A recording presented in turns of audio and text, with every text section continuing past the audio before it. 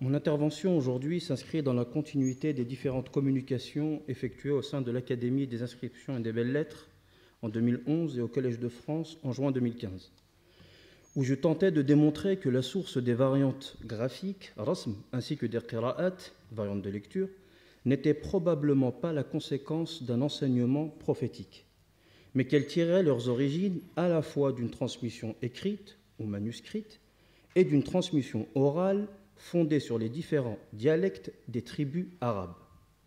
C'est au fur et à mesure du temps que ces qira'at s'inscriront dans un processus de sacralisation leur permettant d'intégrer le texte coranique. En effet, pour l'orthodoxie musulmane, les qira'at, dénombrés à 42 systèmes de lecture, seraient le fruit d'une révélation divine. La question de la transmission du Coran et des qira'at, caractérisée par un dilemme entre l'oral et l'écrit, a toujours suscité l'intérêt des chercheurs occidentaux. Cette question fut récemment développée par des philologues occidentaux tels que Gregor Scholler, Manfred Kropp et François Desroches. Pour ce dernier, il y aurait plutôt une interaction entre une transmission orale et une transmission écrite. Dès lors, les qira'at seraient plutôt la conséquence d'une confusion née entre les habitudes orthographiques des premiers musulmans et des utilisateurs postérieurs des manuscrits. Au-delà de ces dilemmes entre l'oral et l'écrit, je souhaiterais ici vous présenter un autre paradoxe lié cette fois-ci à la transmission orale du texte coranique. Pour l'orthodoxie musulmane, cette transmission reste fidèle à l'enseignement prophétique, c'est-à-dire qu'il se serait transmis de génération en génération. Ce type de transmission, appelé riwaya, reste jusqu'à nos jours sanctionné par une attestation appelée ijaza, dans laquelle figure la chaîne de transmission qui remonterait de génération en génération jusqu'à aboutir au prophète lui-même. L'orthodoxie musulmane, de son côté, se vantera d'être la ummah de l'isnad. En effet, les savants musulmans ne cesseront de se distinguer des autres religions en évoquant l'argument de l'isnad, prétendant ainsi pouvoir authentifier leurs sources. Néanmoins, la réalité est bien différente et plus complexe. Il s'avère effectivement que certaines qira'at seraient probablement le fruit d'un procédé de déduction analogique appelé qiyas. Et en ce sens, ce procédé est antinomique à la transmission dite riwaya. Bien que les savants musulmans distinguent ce type de qiyas qui serait propre aux qira'at de celui défini par la majorité des jurisconsultes en tant que quatrième source de loi, le mode opératoire reste malgré tout identique. Les jurisconsultes définissent le qiyas par un raisonnement analogique permettant d'appliquer une règle stipulée dans les textes à propos d'un élément particulier à un autre élément particulier pour lequel, cette fois-ci, les textes se sont tus, à condition que la raison d'être, appelée illah, leur soit commune. Par exemple, l'école shafi'ite interdira toute boisson fermentée qui provoque un état d'ébriété par analogie au vin, khamr, qui fut interdit pour cette raison. Ainsi, l'état d'ébriété, conséquence commune entre ces deux éléments, permettrait de valider le raisonnement analogique. Pour les qira'at, le procédé fut similaire. C'est probablement pour cela qu'Ibn Mujahid établira une corrélation entre les qira'at et les avis juridiques en matière de droit musulman fondés sur l'ijtihad. Comme vous pouvez l'observer ici. Donc ici, donc, on a un élément de principe qui est mentionné dans les textes. Et voici ici donc, ce qu'on appelle al-illa, la raison d'être, ou la raison pour laquelle le vin fut interdit pour l'école shafi'ite.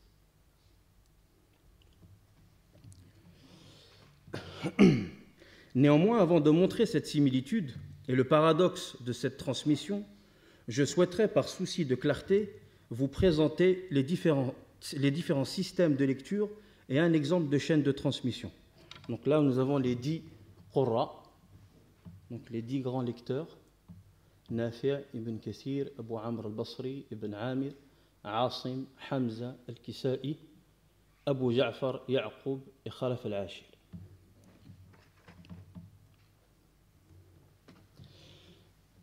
Et on a ici donc un exemple. Donc ici on a l'imam Nafi', donc qui a 2 rapporteurs qu'on appelle rawi.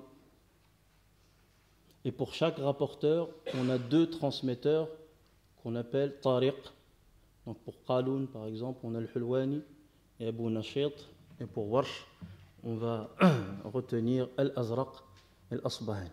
Donc voilà le système. Pour chacun des lecteurs, donc les 10 lecteurs que nous avons, il faut procéder de la même manière en évoquant pour chaque imam 2 rapporteurs et pour 2 rapporteurs, 2 transmetteurs. Donc ça nous fait à peu près 42 systèmes de lecture. Maintenant, je vous propose d'observer la transmission de ces qira'at à travers ce qui est communément appelé ijaza. Il convient de rappeler que ce mode de transmission propre au Coran est différent de celui de la tradition textuelle musulmane, al-hadith.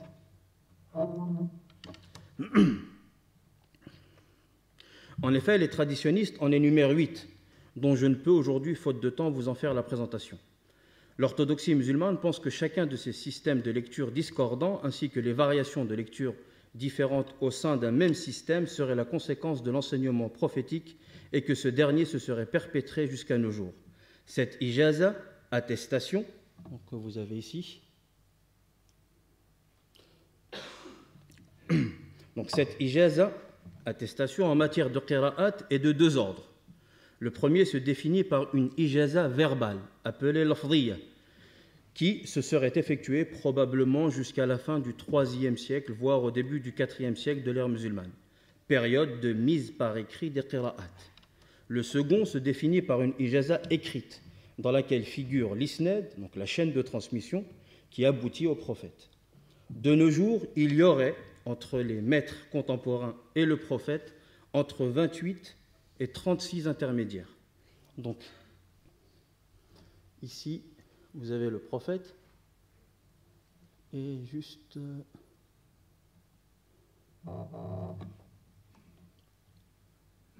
Alors, excusez-moi.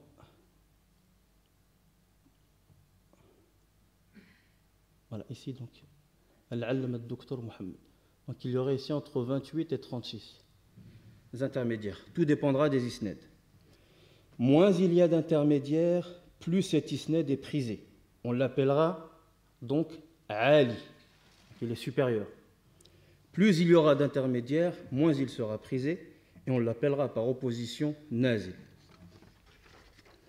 Dans la plupart des isnad, nous retrouverons mentionné Ibn Jazari, qu'on retrouve là, Al-Shatibi, ici, et Dani. Ils sont à leurs époques respectives le seul point d'intersection des qira'at. Ces 2 types d'ijaza peuvent concerner une qira'at particulière, lue devant le maître, comme vous avez pu l'observer avec la variante ici de Asim, d'après Hafs, comme elle peut également désigner une autorisation à transmettre un ouvrage qui contient des qira'at sans pour autant les avoir lus devant le maître. Par exemple, un disciple peut lire le livre d'Ibn Mujahid, intitulé As-Sab'a, devant son cheikh, sans pour autant avoir psalmodié ses variantes de lecture devant lui. Un autre exemple, cette fois-ci de l'Occident musulman, et plus précisément du Maghreb, montre clairement cette transmission dite ijaza, conformément à ce qui fut mentionné dans les ouvrages de qira'at, bien qu'il n'ait lu de cet ouvrage qu'une partie. Prenons comme exemple At-Taysir de Dani ou bien le poème didactique de Shatibi. Donc ici vous avez une ijaza, donc un sama. Je ne vois pas très bien.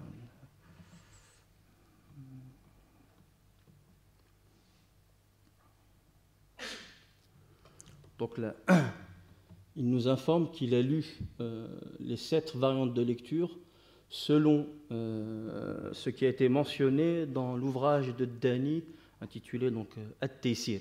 Et pourtant, il nous dira un petit peu plus loin vers ici qu'il n'a lu qu'une partie Sadran min Kitab At-Taysir. Il a simplement lu une petite partie de ce livre, mais pourtant devant le maître, il aurait apparemment lu l'ensemble de ces variantes de lecture. Ces 2 exemples montreraient qu'en matière de qira'at, le terme ijaza se substituerait au terme riwaya, incarnant ainsi, pour l'orthodoxie musulmane, la transmission la plus fidèle à l'enseignement prophétique. En effet, la ijaza serait un gage d'authenticité du contenu transmis et, à contrario, ne saurait être la conséquence du qiyas. La tradition musulmane mentionne ce type de transmission et la nomme sunnatun muttaba'a, qui signifie tradition suivie, de génération en génération. Ces isnad de qira'at se seraient donc transmis de génération en génération sans le moindre ajout ou omission. C'est pour cela que la majorité des savants musulmans indiqueront qu'il n'y a aucune place à l'analogie en matière de qira'at, que ce soit Abu Ubayd, Ibn Qutayba, Ibn al-Anbari, Al-Mahdawi, Makki ibn Abi Talib, Al-Shatibi, Ibn Jazari et d'autres contemporains tels que Al-Dabba', Ayman Suwayd, Muhammad Sha'ban, Ihab Fikri, tous sont unanimes pour dire que les variantes de lecture ne sont pas la conséquence d'un qiyas. Par exemple, Ad-Dani, illustre savant andalou, dira dans son poème Al-Urjuz al-Munabbiha, qui fait 1311 vers, après avoir fait l'éloge des 7 lecteurs choisis par Ibn Mujahid, وَنَبَذُوا الْقِيَاسَ وَالْآرَاءَ وَسَلَكُوا الْمَحَجَّةَ الْبَيْضَاءَ. Ils ont délaissé le qiyas et les opinions et ont suivi la voie pure. Ce terme est attribué à la voie prophétique puisqu'il est relaté dans la tradition textuelle musulmane. Il rappellera aussi sans ambiguïté que toute variante de lecture n'ayant pas le prophète comme source et qui est non conforme à la lecture de la majorité des qurra est invalide, même si elle est énoncée par un éminent savant. Il dira en ce sens, je le cite, « لَكِنَّهُ شَذَّ عَنِ الْجَمَاعَةِ فَلَمْ يَرَ النَّاسُ لِذَا اتِّبَاعَهُ » Et parce qu'il n'était pas conforme à la majorité, les gens, pour cette raison, ne l'ont pas suivi. Je continue, je le cite, بل أسقط اختياره وما روى من أحرف الذكر وكل ما قرأ. Et ils ont donc délaissé son choix et ce qu'il a apporté comme lecture coranique. إذ كان قد حاد عن الرواية ونبذ الإسناد والحكاية عمن مضى من علماء الناس وقال بالرأي وبالقياس. Je traduis, et cela du fait qu'il se soit écarté de la tradition tout en délaissant l'isnad et les récits de ceux qui lui ont précédé parmi les savants, et il a privilégié son opinion personnelle, ar-ra'i, et l'analogie. Il évoquera également dans son livre Jami'ul Bayan les propos suivants. Les grands imams parmi les qurra ne se fondent pas pour la transmission du Coran sur ce qui est le plus répandu et logique en langue arabe, mais ils se basent sur ce qui est le plus authentique. Lorsque cette transmission est validée, rien ne peut la contester, ni une analogie linguistique, et ni le fait que cette manière de parler est la plus répandue, et cela du fait que la qira'a est une tradition suivie, se transmettant de génération en génération, dont nous sommes obligés d'accepter. De son côté, Ash-Shatibi dira « وَمَا لِقِيَاسٍ فِي الْقِرَاءَةِ مَدْخَلٌ » En matière de qira'at, il n'y a pas de place à l'analogie. Rappelons ici, sur le plan grammatical, que le mot qiyas est indéterminé, nakira, ce qui implique la proscription de toute forme d'analogie. La position de l'orthodoxie musulmane concernant le qiyas semble être unilatérale, du moins sur le plan théorique. En effet, les mêmes savants cités plus haut vont avoir recours au qiyas pour établir certaines variantes de lecture. Il convient de rappeler ici que les savants musulmans tentent de distinguer le qiyas en principologie et celui des qira'at. Néanmoins, ils s'accorderont qu'il est la seule réponse en cas d'absence de texte scripturaire ou de transmission du Coran par audition. Bien que le qiyas en question ici soit proscrit par un nombre de savants, il reste un mode opératoire et récurrent dans la tradition musulmane. À titre indicatif, Ibn Hayyan rapportera un récit attribué à Ibn Abbas, où ce dernier aurait récité le mot coranique « nun shiruha » parce que ce mot a déjà une occurrence coranique dans une autre sourate. Ce type de récit, à mon sens, a plusieurs incidences sur l'élaboration du corpus coranique et ses qira'at. Tout d'abord, il laisse penser que tous les compagnons, voire les plus éminents, ne mémorisaient pas intégralement le Coran. Ensuite, il montre qu'Ibn Abbas, ne sachant pas lire ce mot, et pour lequel il n'aurait pas reçu d'enseignement, a déduit cette lecture par raisonnement analogique. Dès lors, cet emploi du qiyas tire ses origines des compagnons. Enfin, cela suppose également qu'un support écrit, dépourvu de points diacritiques, portant à confusion la lecture possible du mot, semble être à sa portée. Nous avons en effet 3 lectures relayées par la tradition musulmane, nunshiruha, nunshizuha, nanshuruha. Donc ici, vous pouvez observer donc cette graphie sans point diacritique. Donc on a, la tradition nous évoque 3 variantes de lecture. La première, qui est la lecture d'Ibn Abbas, d'Ibn Kathir, Nafi', Abu Amr et d'Yaqub, qui est nunshiruha. Donc ici, il faut imaginer un point nun, 3 points, shiruha. Ici, c'est une lettre, donc sans point, ra. La deuxième lecture, nunshizuha. Donc nun, shin et un zay. Et la troisième des lectures, qui est une lecture extra-canonique, donc shadha, qui serait nanshuruha.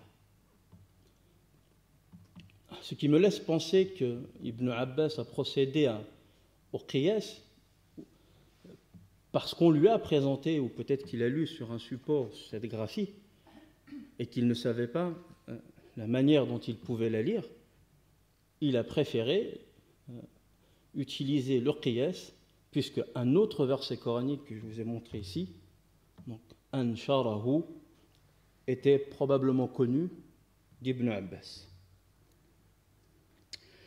Un autre cas tout aussi intéressant est celui de Asim al-Jahdari, savant spécialiste des qira'at et du rasm. Celui-ci met en évidence la volonté d'uniformiser de manière cohérente la lecture coranique. En effet, il aurait volontairement récité le mot « maliki » du verset 3 de la sourate al-Fatiha sans alif, donc « maliki ». Auquel cas, il aurait été forcé de réciter le mot « maliki » du verset 2 de la sourate 114, qui est « maliki nas », avec un alif. C'est-à-dire que s'il avait décidé de réciter le verset 3 de la sourate al-Fatiha « maliki » avec un alif, avec une prolongation, il se serait senti forcé de réciter le deuxième verset de la sourate 114, Maliki aussi. J'attire votre attention encore une fois que le ductus consonantique pour ces deux mots est identique. Ils ont tous deux été écrits sans alif. Cette attitude continuera à être adoptée jusqu'au 5e siècle de l'ère musulmane. Ainsi, le grand savant andalou Makki ibn Abi Talib, dans son ouvrage At-Tadhkira, nous explique la manière dont il a lu et sélectionné les qira'at. Je le cite. « Tout ce que j'ai pu recenser comme lecture, dit-il, se divise en 3 parties. La première partie représente la manière dont j'ai récité devant mes maîtres, et celle-ci est citée dans les ouvrages de lecture. La seconde concerne la manière dont j'ai pu réciter au vu de ce que j'ai pu entendre lafdan ou qui m'a été transmis sama'an, mais celle-ci ne figure pas dans les ouvrages de lecture. Et enfin, la troisième partie, je ne l'ai jamais lue devant un maître et ni lue dans un ouvrage, mais je l'ai déduite de mes lectures par procédé analogique. Nous sommes ici, si je puis me permettre, face à des aveux qu'au moins un tiers des qira'at relèverait du qiyas. Cette partie non négligeable va donc se voir intégrer le corpus coranique et va acquérir une sacralité sans pour autant être la conséquence d'un enseignement prophétique. Cette volonté de sacraliser le texte coranique mènera ses protagonistes à essayer de justifier de toutes les manières possibles tout ce qui est de près ou de loin en lien avec le Coran. Que ce soit la révélation coranique elle-même, sa transmission, sa langue ou la manière de le réciter. On tentera même d'élucider les mystères de la graphie coranique et les raisons mystiques des ajouts et des suppressions de lettres. Dabba', savant égyptien du milieu du XXe siècle, ira même dire que le rasm relève, donc que la graphie, relève d'un enseignement divin et que l'archange Gabriel aurait enseigné au prophète la manière d'écrire. Il se fondera sur un récit prophétique rapporté par Abu Hatim Sijistani, indiquant que l'archange Gabriel serait descendu dans la grotte de Hira avec les 5 premiers versets de la sourate 96, première révélation, écrits sur un morceau de tissu coloré. Ainsi, pour ce courant, il n'est pas raisonnable de parler ici de rasm uthmani, de graphie uthmanienne, mais bien d'un rasm prophétique, voire divin, en sachant que le prophète reste considéré par ces derniers comme un analphabète. La réalité se veut naturellement différente. Makki ne sera pas le seul à avoir recours au qiyas. Ad-Dani lui-même pratiquera et louera cette attitude dans son ouvrage Al-Ibana. Bien que cet ouvrage n'a toujours pas été retrouvé, nous en avons quelques fragments rapportés par certains savants qui lui sont postérieurs. Al-Qayjati rapportera les propos de Dani suivants, je le cite. La plupart de ce que nous avons évoqué dans ce livre, donc Al-Ibana, concernant les règles de lecture, s'appliquant à la lettre Ra et Lam, ne se fondent sur aucune tradition remontant aux imams.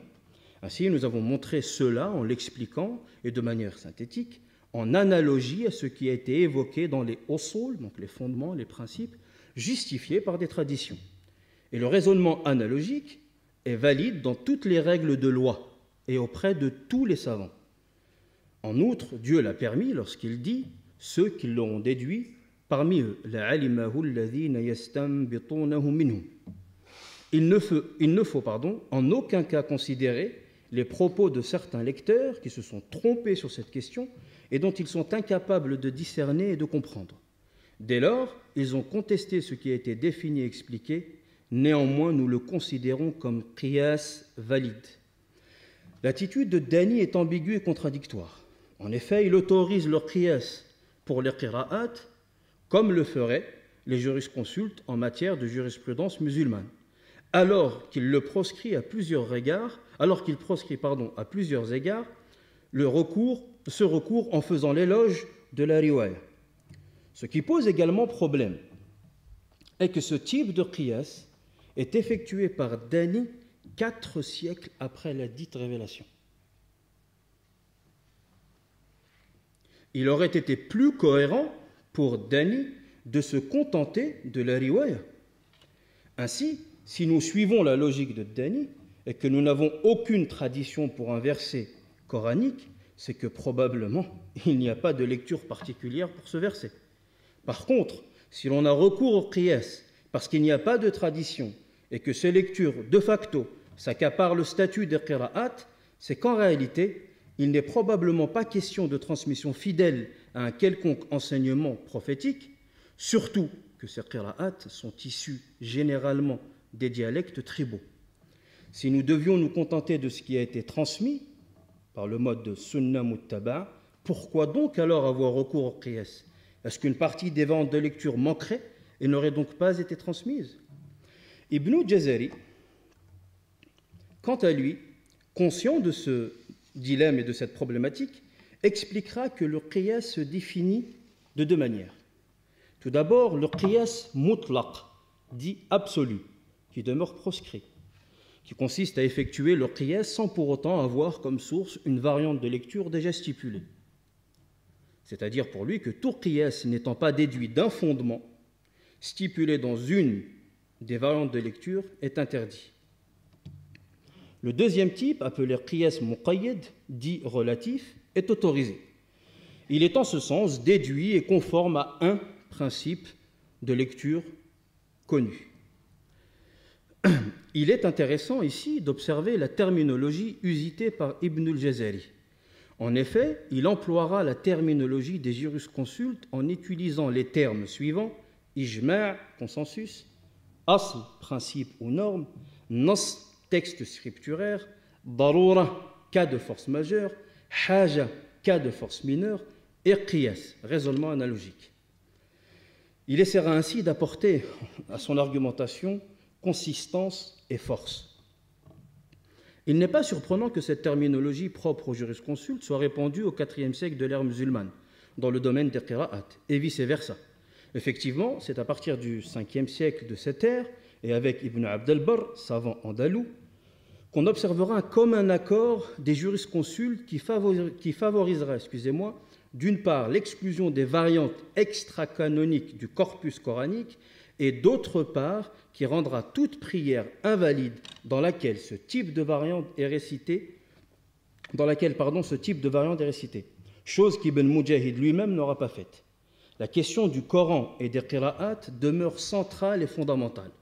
Elle sera traitée de manière systématique dans les ouvrages de principologie, tels que le Mustasfa de Al-Ghazali, ou bien le Bahr al-Muhit de Zarkashi, ou bien Ibn Hazm avec son Ihkam fi usul al-Ahkam. Néanmoins, une question doit être posée permettant de mettre le doigt sur la véritable problématique. Quelle est la véritable source, origine, des qira'at? Il n'est pas judicieux, à mon sens, de polémiquer sur la validité du qiyas et de ses fondements après l'établissement des qira'at. Mais il serait plus pertinent de déterminer chez les premiers musulmans les sources à la fois des qira'at, mais aussi du qiyas.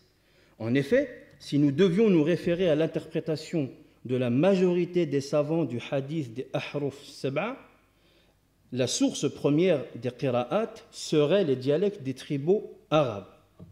Par ailleurs, il s'avère que si les sources du qiyas ne sont en réalité que d'autres dialectes particuliers pour lesquels la tradition est restée muette, l'argument dit du qiyas et de la sunna muttaba'a est impertinent, voire un non-sens, puisqu'en réalité, la source à la fois pour les qira'at et le qiyas est identique. Je parle bien sûr des dialectes tribaux. C'est probablement cela qui incitera Ibn Miqsam, un des contradicteurs d'Ibn Mujahid, mais aussi Zamakhshari, 3 siècles plus tard, à déterminer la langue arabe et ses dialectes comme source primordiale de variantes de lecture. En revanche, si l'on pense que ces qira'at relèvent d'un enseignement prophétique et non des dialectes tribaux, alors la source du qiyas ne serait, en ce cas, pas forcément celle des qira'at. Néanmoins, la réalité historique et contextuelle est bien différente. On entendra aussi parler du qiyas en morphologie, en grammaire, dont Ibn Jazari réfutera son emploi en matière de qira'at. Passons maintenant au chapitre suivant, entre Ibn Mujahid, les qira'at et l'ijaza. Après avoir montré le paradoxe de la transmission des qira'at entre la riwaya et le qiyas, je souhaiterais aborder une question un peu plus technique au sujet des modes de transmission.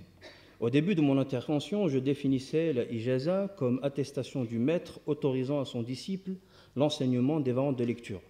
Cette ijaza, incarne la transmission dite riwaya ou sunna muttaba'a. Il est vrai que ce système de transmission sera utilisé pour toutes les autres disciplines, qu'elles soient religieuses ou profanes. Dans son ouvrage As-Sab'a, Ibn Mujahid fait état de 7 variantes de lecture du Coran qu'il a choisi. En effet, il commencera son livre par une introduction dans laquelle il tentera d'expliquer ses critères de sélection sans pour autant les clarifier.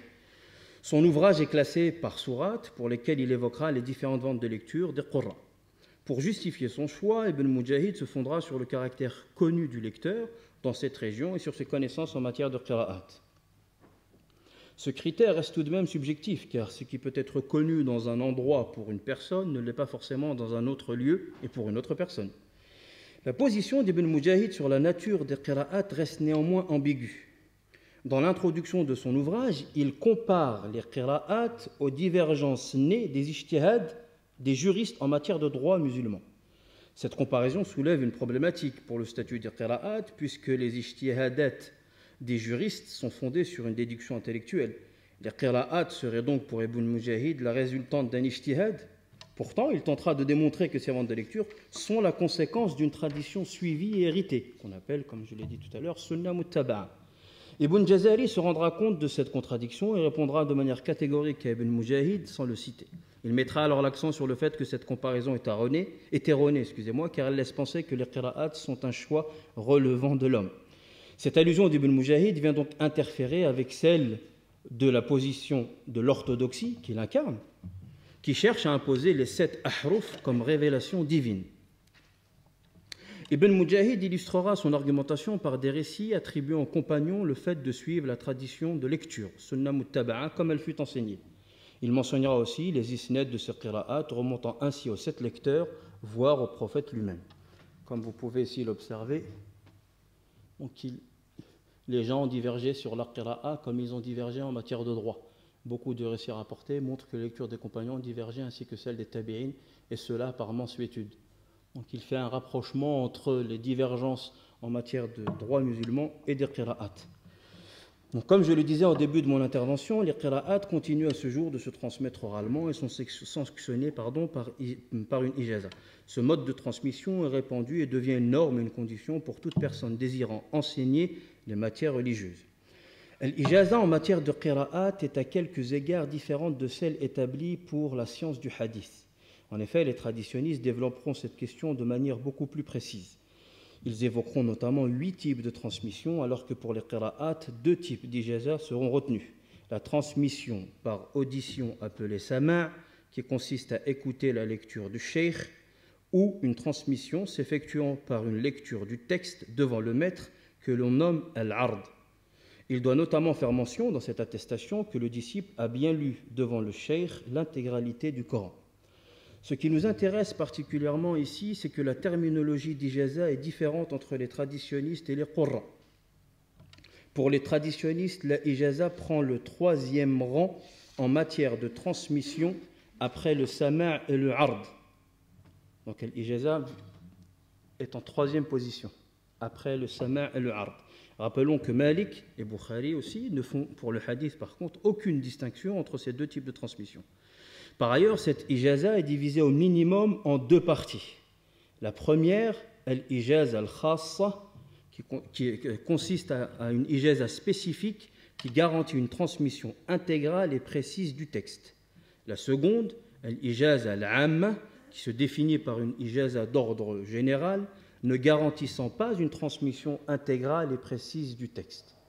À partir du 4e siècle, voire le 5e siècle de l'ère musulmane, et comme le souligne Al-Khattabi, l'ijaza al-amma, donc l'ijaza à caractère général, sera souvent exprimée par l'emploi du terme akhbarana ou anba'ana.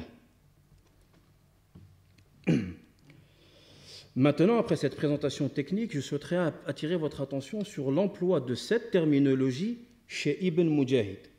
En effet, dans l'introduction de son ouvrage, Ibn Mujahid emploie 4 expressions pour déterminer la transmission des qira'at. La première, l'expression « inni qara'tu fa inni qara'tu biha ». Elle indique de manière explicite qu'Ibn Mujahid aurait lu devant le cheikh de cette manière. Donc là, on la voit ici. فَأَمَّا قِرَاءَةُ نَافِعٍ, donc concernant la variante de Nafi', فَإِنِّي قَرَأْتُ بِهَا, je l'ai lu devant Abdurrahman ibn Abdous du début du Coran jusqu'à sa fin, au moins 20 fois.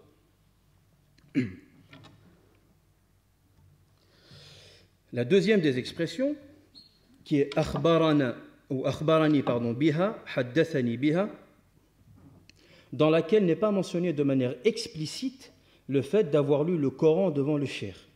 L'absence de cette mention laisse penser qu'Ibn Mujahid aurait pris ses variantes de lecture sous la forme d'ijaza comme expliqué chez les traditionnistes et non sous la forme de riwaya et de sama'.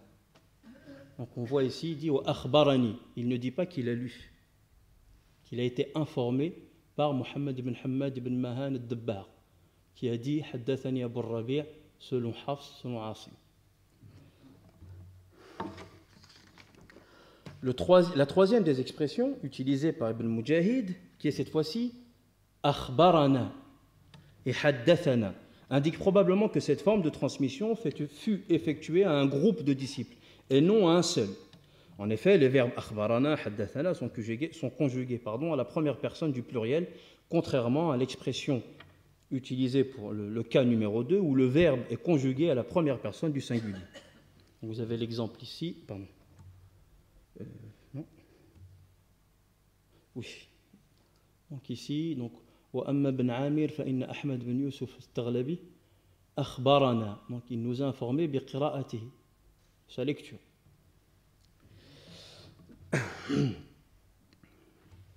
La quatrième des expressions utilisées par Ibn Mujahid est al-wijada. Al-wijada, qui est une terminologie propre aux traditionnistes, consiste à autoriser à une personne la transmission des hadiths contenus dans un livre trouvé, sans pour autant les avoir entendus de l'auteur. C'est-à-dire que si une personne de confiance trouve un recueil écrit de la main de ce maître, il lui est alors autorisé de les transmettre sans pour autant les avoir entendus et récités devant cette personne. Cette forme de transmission reste valide pour une majorité de savants, mais elle sera conditionnée par le fait que celui qui a trouvé cet ouvrage soit impérativement mujaz, c'est-à-dire qu'il soit autorisé à transmettre les mêmes hadiths contenus ou les mêmes versets contenus dans ce recueil. C'est-à-dire qu'il aurait reçu donc la permission de transmettre le contenu de ce recueil. À vrai dire, cette condition est un non-sens, puisque si celui qui a trouvé le livre est déjà mujaz, c'est qu'il a déjà connaissance du contenu et qu'il serait préalablement autorisé à le transmettre. Ibn Mujahid nous informe que le livre de Muhammad ibn Sa'd est une de ses sources les plus importantes en ce qui concerne la lecture de Nafi', mentionnée par Waqidi, qui est le maître de Muhammad ibn Sa'd, qui a écrit l'œuvre At-Tabaqat. Ainsi, Ibn Mujahid s'est permis de transmettre ses manières de réciter d'après Ibn Sa'd, selon donc Muhammad ibn Umar al-Waqidi, sans pour autant les avoir lus devant un de ses maîtres qui les aurait reçus à son tour, soit de Muhammad ibn Sa'd ou de Waqidi ou de un de leurs disciples. Donc ici on a il dit Qala Abu Bakr dit, c'est Ibn Mujahid, wa akhadhtu ammata riwayati Muhammad ibn Amr. J'ai pris l'ensemble de la riwaya de Muhammad ibn Amr du livre de Muhammad ibn Sa'd d'après Muhammad ibn Umar. L'attitude d'Ibn Mujahid nous pose une réelle problématique sur les conditions supposées strictes de la transmission des variantes de lecture. Ibn Mujahid aurait-il dérogé au principe de Sunnah Muttaba'a? Aurait-il transmis des variantes de lecture sans pour autant les avoir lues et entendues de son cheikh, comme il pourrait le laisser entendre? Rappelons que si Ibn Mujahid nous informe à certains endroits du nombre de fois qu'il aurait lu devant son maître telle ou telle variante de lecture, il paraît curieux qu'il ne le mentionne pas pour certaines lectures, mais qu'en revanche, il utilise des termes équivoques et imprécis. Effectivement, pour la variante de Asim et d'Ibn Amir, il ne mentionnera pas le fait qu'il ait pu lire devant son maître, mais il se contentera de dire « il m'a informé de cette lecture ». Il paraît également très curieux qu'Ibn Mujahid se contente de transmettre les huruf, donc manière de réciter de Nafi', recensés par Waqidi, qui est qualifié de non fiable par les traditionnistes, dans l'ouvrage de son disciple Ibn Sa'd, sans pour autant que cela puisse s'effectuer par le biais d'une transmission orale. J'ajouterai que Zahabi fait état d'un récit où la véridicité d'Ibn Mujahid est mise en cause, est mise en doute sur le fait qu'il ait pu lire le Coran du début jusqu'à sa fin de son maître Qumbul, un de ses professeurs et rapporteurs de la variante d'Ibn Kathir. En effet, Ibn Shanabouz aurait affirmé qu'Ibn Mujahid n'aurait jamais lu le Coran intégralement devant Qumbul, alors que dans son ouvrage As-Sab'a, Ibn Mujahid le laisse entendre. Il utilise effectivement un terme équivoque qui laisse penser au lecteur qu'il aurait lu intégralement cette variante. Il dit alors « j'ai lu le Coran devant Qumbul » ou soit « je l'ai lu ainsi ». Abu Ali al-Ahwazi aurait observé le manque de précision d'Ibn Mujahid sur la transmission orale et intégrale du Coran pour certaines variantes de lecture. Il s'interrogera, comme le rapporte Zahabi, sur la raison pour laquelle Ibn Mujahid distingue certaines de ses transmissions en évoquant le nombre de fois récitées devant le cheikh et que parfois il passe cela sous silence. On n'oubliera pas ici de rappeler la relation conflictuelle entre Ibn Mujahid et Ibn Shanabouz, deux grands imams de qira'at. En conclusion, la transmission des qira'at reste une question problématique. Prétendre affirmer que l'ensemble des qira'at est la conséquence d'un enseignement prophétique serait invraisemblable. Il est vrai qu'à partir du IVe siècle, période de mise par écrit des qira'at, celles-ci vont au fur et à mesure être transmises à travers les générations successives. Néanmoins, la question doit se poser avant cette période, c'est-à-dire avant celle des 7 imams de lecture, mais en réalité aussi avant l'époque même des compagnons du prophète. Quelle était la source de leur lecture? Avait-il recours de manière récurrente au qiyas? Les exemples que j'ai pu montrer laissent penser que cela est le cas. Comment se fait-il que la tradition textuelle prophétique, as-sunnah, reste silencieuse sur la manière dont le prophète récitait? Dans l'ensemble des recueils de hadiths, il n'y a que très peu de récits mentionnant les lectures prophétiques, en sachant que pour la plupart de ces derniers, ils ne sont pas conformes à la graphie uthmanienne et sont considérés comme exclus du corpus coranique. Par ailleurs, il serait intéressant, dans la mesure du possible, d'effectuer un inventaire des qira'at relevant de la riwaya et celles relevant du qiyas. Bien que cela soit très difficile, il pourrait mettre en lumière cette zone d'ombre de la transmission du Coran et de ses qira'at. Ces qira'at relevant du qiyas vont être ultérieurement intégrés dans le corpus coranique par le biais d'un processus de sacralisation. Grâce à cette communication et à défaut d'avoir apporté toutes les réponses, j'espère avoir montré le contexte paradoxal de la transmission du Coran et de ses qira'at. En effet, ce contexte de transmission voit coexister des normes graphiques, orthographiques et linguistiques variées, des modes de transmission multiples, et ces différents éléments interagissent. De ce fait, la mise en articulation de ces disciplines dites religieuses permet de mieux en observer les normes et d'en déceler les imprégnations et les interactions des unes par rapport aux autres. Cela permettra aussi d'identifier les incohérences et les contradictions du récit du corpus coranique et de l'élaboration des qira'at que nombre de savants musulmans essaieront d'inscrire et d'harmoniser dans une logique dogmatique dite cohérente. Merci de votre écoute et de votre attention.